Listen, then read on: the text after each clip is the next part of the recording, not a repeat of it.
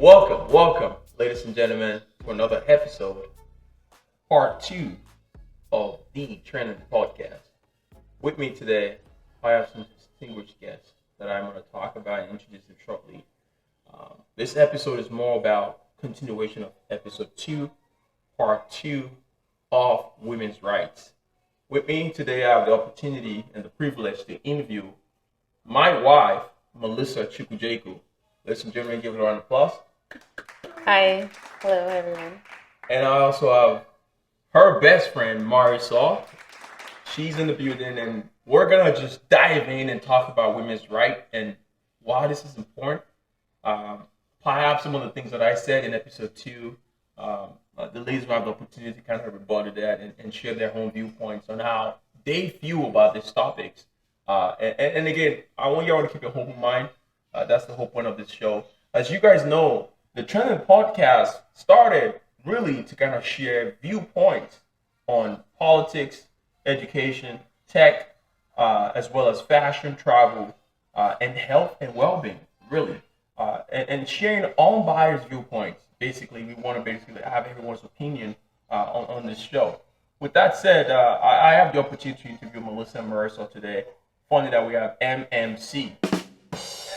Right? Funny. Okay. Melissa, do you have anything to say before we even jump in? I just want to say thank you for having me. I know I've been watching you working really hard on this new adventure of yours, so it's pretty exciting to be on here with you. It's an honor to have you here with me. Marisol?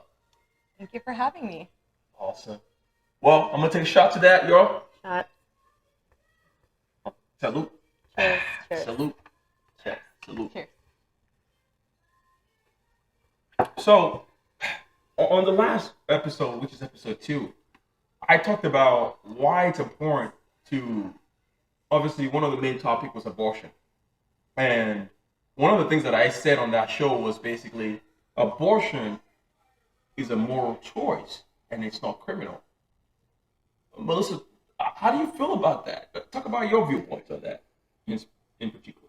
So when I heard your, story, it was very inspiring. First, I would like to say that because, your mom raised 3 kids on her own, and it's not easy as a mom, even though, we're married and we're raising a beautiful daughter together.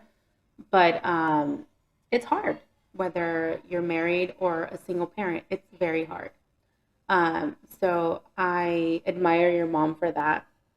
But like you did mention that, women having abortions, that it's a moral thing. That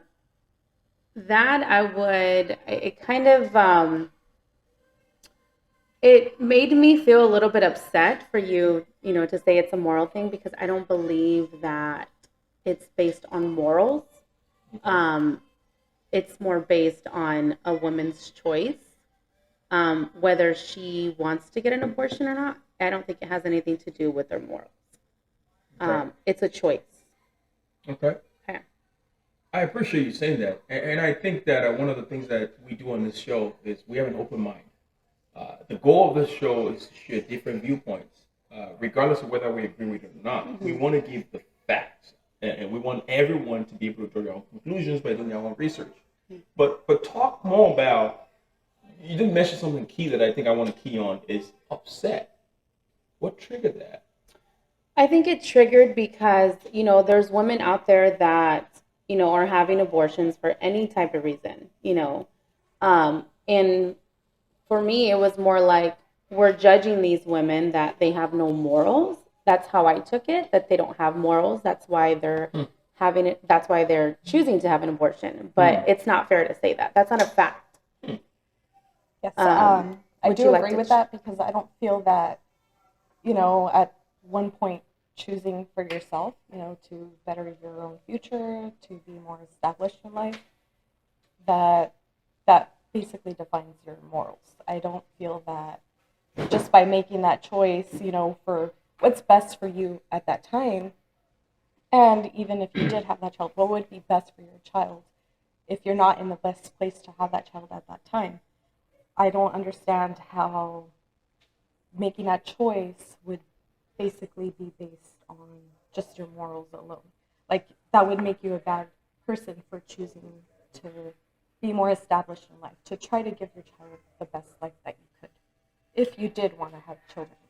And I appreciate you saying that, Marisol, and Melissa as well. But I'm struggling with, as humans, right? We all have principles, and I know everyone has what's good and what's bad, and where to draw the line. Where's the moral line?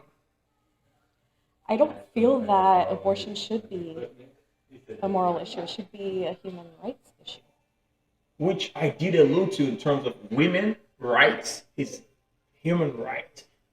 Abortion, on the other end, personally, I'm not gonna play a saint. There are moments in my life where I may or may have not contemplated about that with partner. But at the same time, I have the opportunity to be on this show with my wife. And I think what's important is honing on what you think about what's moral and what's not moral. So for you, when you say, and Marisol made a great point, is it's what's going on in the moment, right? But would you also justify that? Let's give an example. Let's say you committed a crime, for example.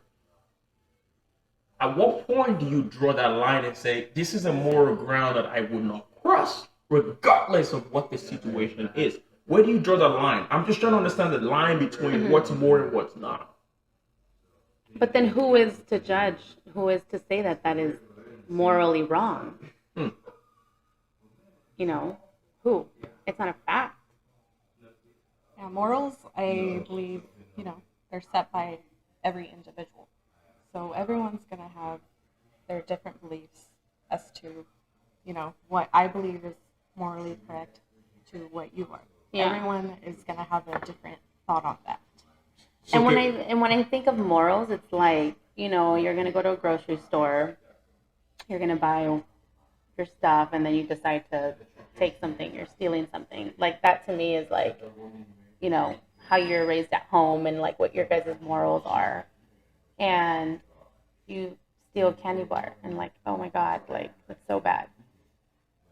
Morally wrong. Like, we're not supposed to steal, but, and then we're comparing it to having an abortion. Oh, that's morally wrong. Like, that person had an abortion. Like, she must have no morals.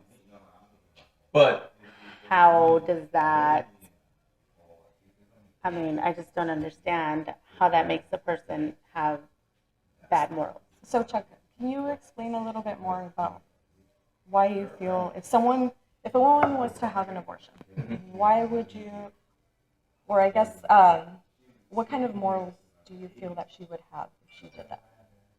Personally, I said in the second episode, part 1, I said, it's not my place. Would it ever be my place to talk about this kind of topic? So I'm privileged to have you on the show. But what I'm struggling with, and I'll address your question, what I'm struggling with is, where's that line? That's one. B, what I'm also trying to understand is, we have people, right, that are using abortion as a recreational activity. I think we can agree on that there are women out there that are actively doing abortion, right? Just because it's there. Like, hey, so do you think they're using it as a contraceptive? No, not a contraceptive. Yeah, as a contraceptive. Thank you. Thank you. But there is a real contraceptive too that you can use. There is. Yeah. There's plenty of contraceptives out there. Right. Plenty. And some people choose to have them. Some people choose not to take certain ones. Sometimes they fail. Maybe in that situation, we need to address sex education more in schools because they don't really do that now in schools. It's very brief, and they don't really talk about how it can actually affect your life, anything like that. They just go over the gist of it. And maybe if we had a better understanding, even especially as like teenagers, when you're entering puberty, your hormones all over the place, you don't know anything about that, and that's what you're going to be resorting to. Because, and also culturally, like I know in some cultures, especially Mexican culture, you're not allowed to talk about it. God forbid you bring up something like that. It's very disrespectful. But at the end of the day, if you're not talking to your kids about contraceptives or, educating them, then they don't know, right? So it has to do a lot with culture too. There's teen girls out there that they don't know. And so we don't know what's going on at home. And I feel like that's a separate topic. But I do know growing up, like, we were not supposed to talk about that. And we learned it in school, but school gives you like that much information, very small. And it's kind of up to you to kind of just learn as you go. As you go. Right. But I think if you look at the American society, there's this thing about individual. It's always been individual figuring it out. You want to be a lawyer, you want to be a doctor, you want to be an astronaut. It's the individual, right? Mm-hmm. So I don't think it's fair to blame a failure of a teenager or teenage girl on the system.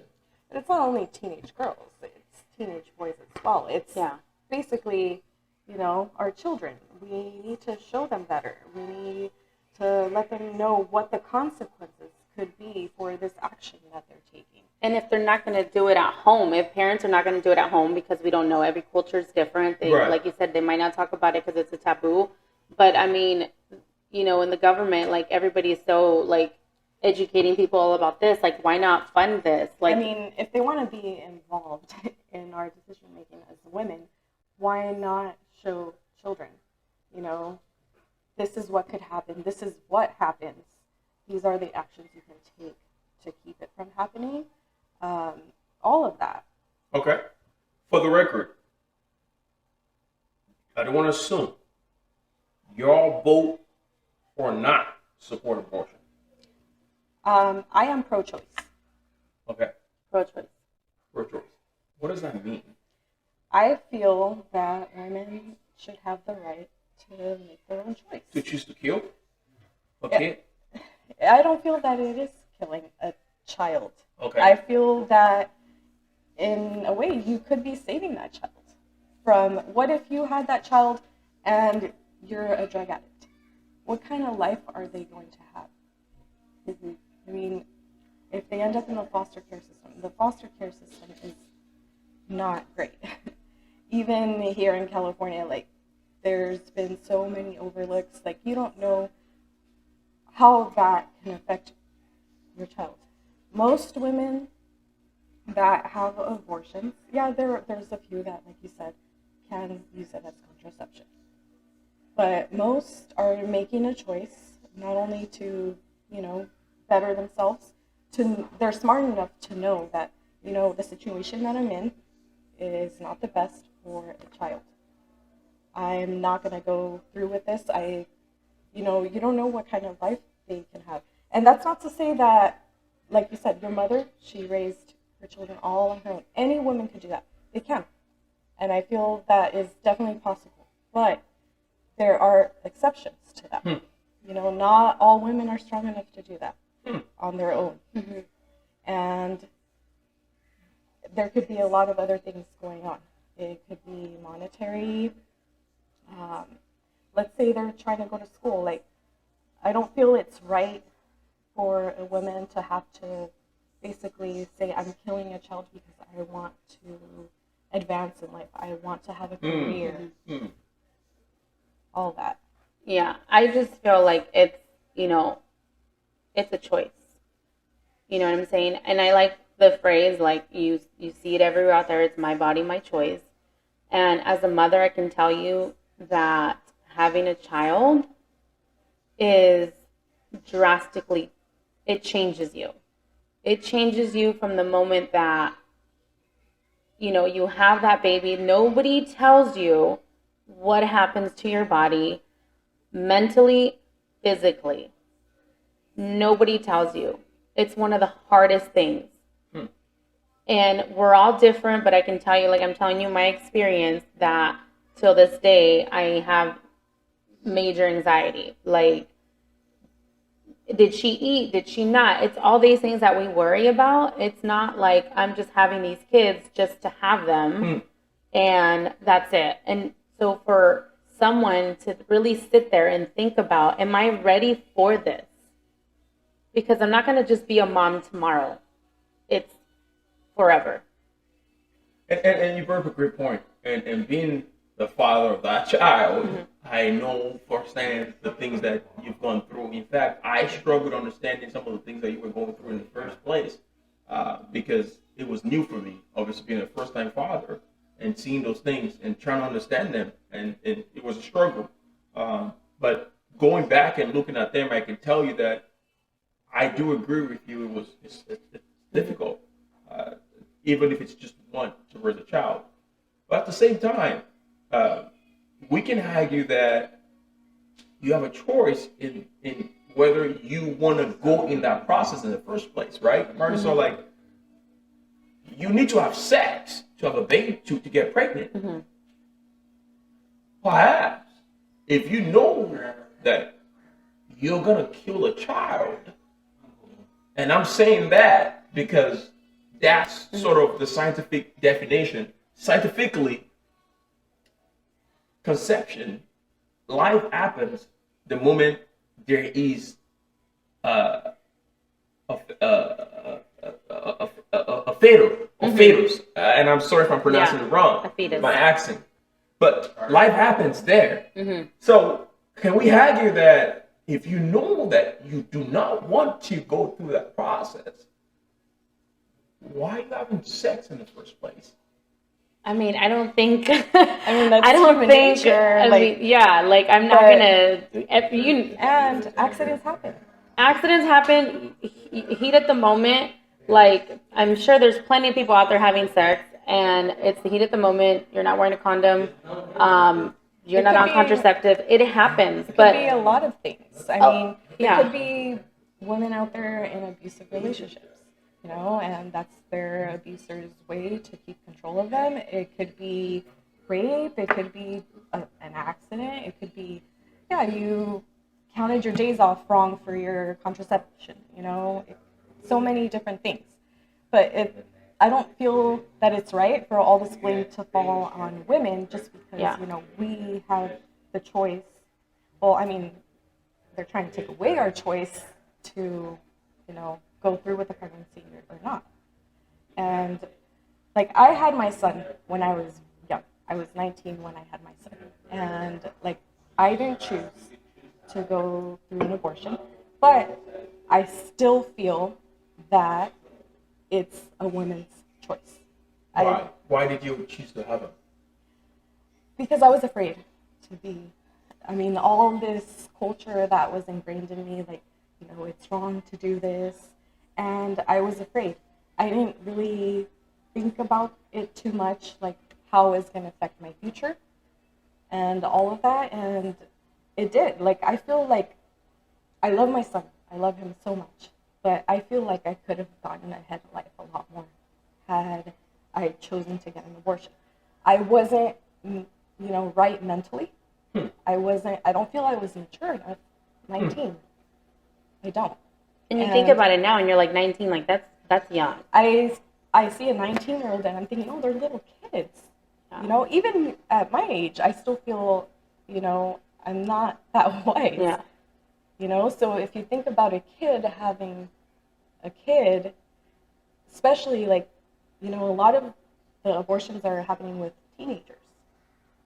And I personally wouldn't have my child have a child of their own for making a mistake.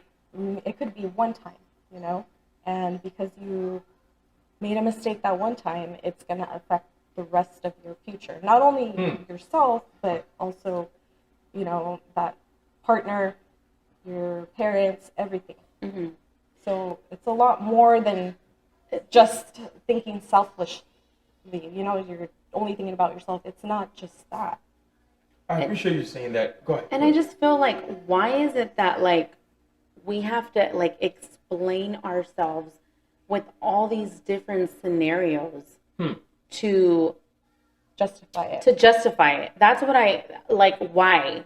Why do you think we have to do that? Because even like I read this thing online where it was like my husband said how he was going to go out with the boys and how the wife calls him and he doesn't pick up, and then 5 hours later he's like, I'm on my way home, and it's like fine. But the mom goes out and it's like 100 questions like, what do I do with this, or what time are you coming home, like all these things. Like why does that fall on us? Like why? Because I like, it's just like a double standard thing, and it's like, why do we have to keep like doing this at this time, like century, that we're explaining ourselves of why it's okay for us to have this choice, why, like my body, my choice, why? I think you made a good point, Marisol, and Melissa as well. I think one of the things you raised was your son, and thank you for talking about it on the show. By the way, that's exclusive, so you never hear it anywhere else, only on the Trendin podcast. That's legit. But thank you for sharing that. But I'm saying that because you said something very touching, and one of the things you said there was that you could have gone ahead in life.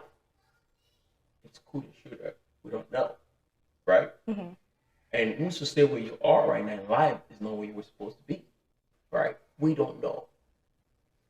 But we saved it for another day. But I like that you said that. And I'm glad you chose to keep your son, and he made you happy. You have him in your life right now.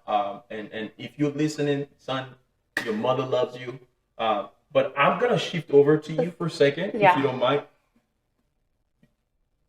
When you say heat of the moment, I'll tell you one thing that I think about that. It's still a choice.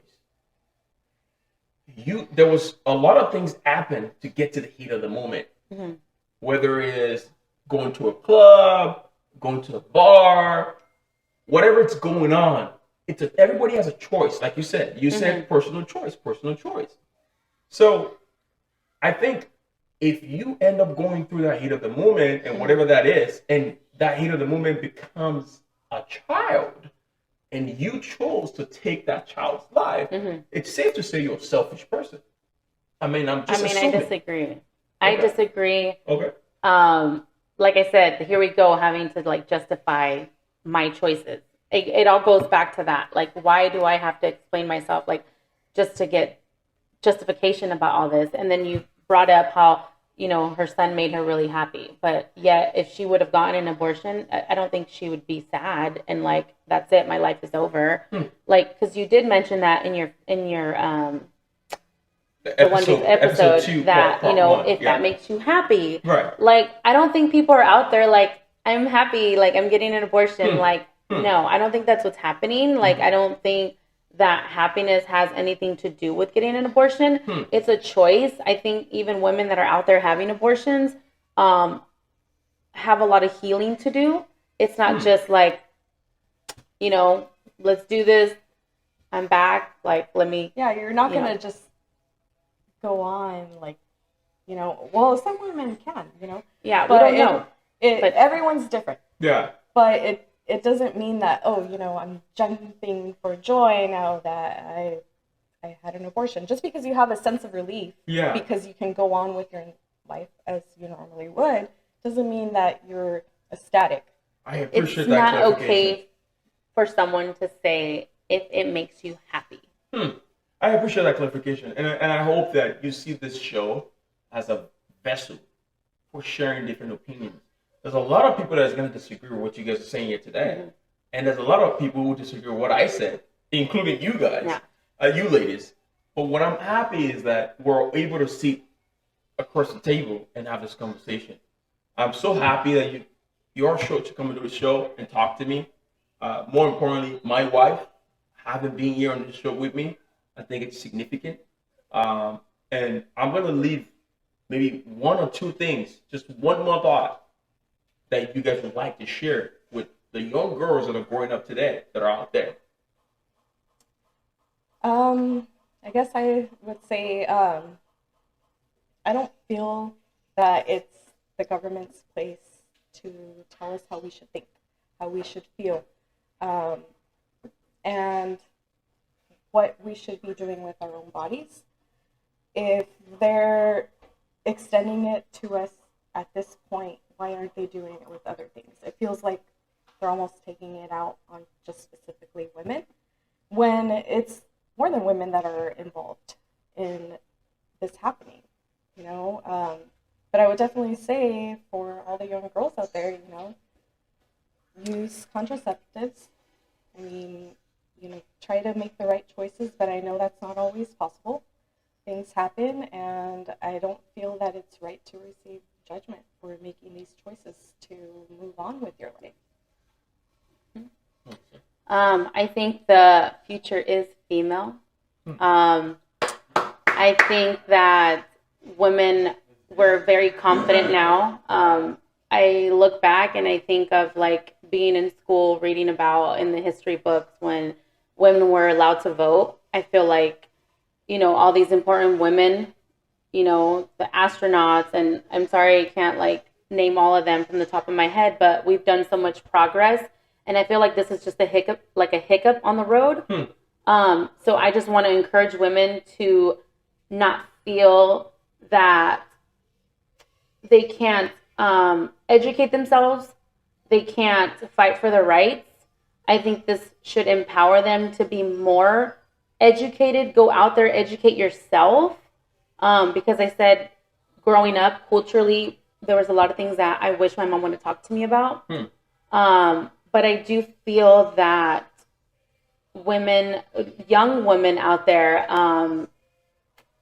we're not gonna let this be a type of fear, and not to be scared, because this is just a hiccup on the road, and I think that we need to remain strong, vigilant, united. Yes, and it's gonna get better. We just have to be more vocal. Absolutely. Thank you so much, ladies. It's been a privilege of my life to be here, to have this show with you guys and talk about this.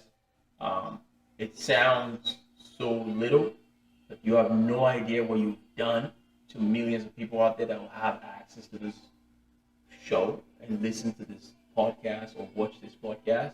So I'm grateful. It's an honor of my life. I mean that from the bottom of my heart. And thank you so much for being on this show. Ladies and gentlemen, it's a Trendin podcast. We have Melissa Chukwujekwu and we have Marisol. Marisol, you want to? Marisol Gonzalez.